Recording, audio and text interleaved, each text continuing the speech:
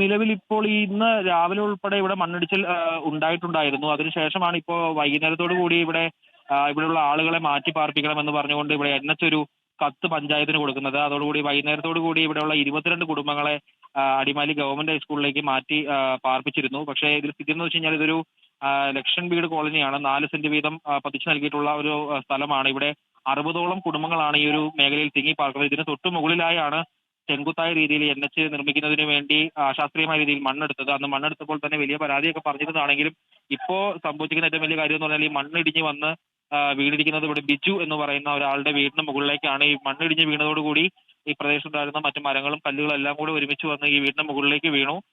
Concrete വീടാണ്. ഈ concrete വീട് നിലംപൊത്തിയിരിക്കുകയാണ്. പക്ഷെ ഇതിനകത്താണ് ബിജുവും ഭാര്യയും നിലവിൽ കുടുങ്ങിക്കിടക്കുന്ന ഒരു സാഹചര്യമുള്ളത്. ഇപ്പൊ പ്രശ്നം എന്താണെന്ന് വെച്ച് കഴിഞ്ഞാൽ ഇവിടെ വൈദ്യുതി ലൈനുകളെല്ലാം തകർന്നു വന്നതുകൊണ്ട് ഈ വൈദ്യുതി ലൈനുകളെല്ലാം തന്നെ വിച്ഛേദിച്ചിരുന്നു. അതുകൊണ്ട് തന്നെ ഇവിടെ ഇതിന്റെ വ്യാപ്തി ഇതിന്റെ വ്യാപ്തി എന്തുമാത്രം ഉണ്ട് എന്നുള്ളത് മനസ്സിലാക്കാൻ കഴിഞ്ഞിട്ടില്ലായിരുന്നു. ഇപ്പോൾ ഒരു മിനിറ്റിന് മുമ്പാണ് ഇവിടെ ഫയർഫോഴ്സിന്റെ ലൈറ്റ് സ്ഥാപിക്കുന്നത്. ഈ ലൈറ്റ് സ്ഥാപിച്ചു കഴിഞ്ഞപ്പോഴാണ് ഇതിന്റെ ഒരു ഭീകരത മനസ്സിലാവുന്നത്. ഒരു മല പൂർണ്ണമായും ഇടിഞ്ഞ് താഴത്തേക്ക് എത്തിയിരിക്കുന്നു. അതാണ് ഇപ്പോൾ ഇവിടെ സംഭവിച്ചിരിക്കുന്നത്. ഇപ്പോൾ നിലവിൽ ഈ ഒരു വീടിന് മുകളിലേക്ക് മാത്രമാണോ ഈ മണ്ണ് പതിച്ചിരിക്കുന്നത്? മറ്റ് വീടുകളൊക്കെ ഉള്ള സ്ഥലമല്ലേ ഇത്? അത് ഇതിനോട് ചേർന്ന് തൊട്ട് താഴെ തന്നെ 2-3 വീടുകൾ വേറെയും ഉണ്ട്. പക്ഷെ ആ 3 വീട്ടിലെയും ആളുകൾ നിലവിൽ ക്യാമ്പിൽ സുരക്ഷിതരായി കഴിയുന്നുണ്ട്. നമ്മളവരെ ബന്ധപ്പെട്ടിരുന്നു. അവർ ക്യാമ്പിലാണ് ഇപ്പോൾ നിലവിൽ ക്യാമ്പിലാണ് അവർ കഴിയുന്നത്.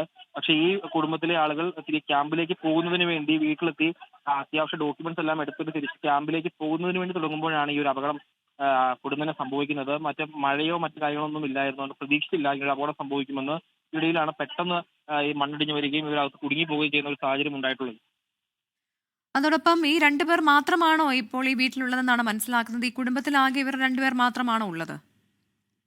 നമുക്കിപ്പോൾ ലഭിക്കുന്ന ഒരു വിവരം വെച്ച് അങ്ങനെ ഇവർ രണ്ടുപേര് മാത്രമാണ് ഈ വീട്ടിൽ ഉണ്ടായിരുന്നത് എന്നാണ് മനസ്സിലാക്കുന്നത്. കാരണം ഇവർ ബാക്കി ഉണ്ടായിരുന്ന ആളുകളെല്ലാം മറ്റു ബന്ധുവീടുകളിലേക്കും പുറത്തേക്ക് മാറിയിരുന്നു. ഇവർ നമ്മൾ തൊട്ട അയൽവക്കത്തെ വീട്ടിൽ, അതായത് കയറി വരുന്ന വഴിക്കുള്ള വീട്ടിൽ സുരക്ഷിതരായുള്ള ആളുകളോട് ചോദിച്ചപ്പോൾ ഇവർ രണ്ടുപേർ മാത്രമാണ് വീട്ടിലുണ്ടായിരുന്നത്. ഇവർ തിരിച്ചു പോവുകയാണ്, കുറച്ച് സാധനങ്ങൾ എടുത്തിട്ട് തിരിച്ചു പോവുകയാണ് എന്ന് പറഞ്ഞ് വീട്ടിനകത്തേക്ക് കയറി മിനിറ്റുകൾക്കകമാണ് ഈ അപകടം നടന്നതെന്നാണ് തൊട്ടടുത്തുള്ള അയൽവാസികളോട് പറയുന്നത്.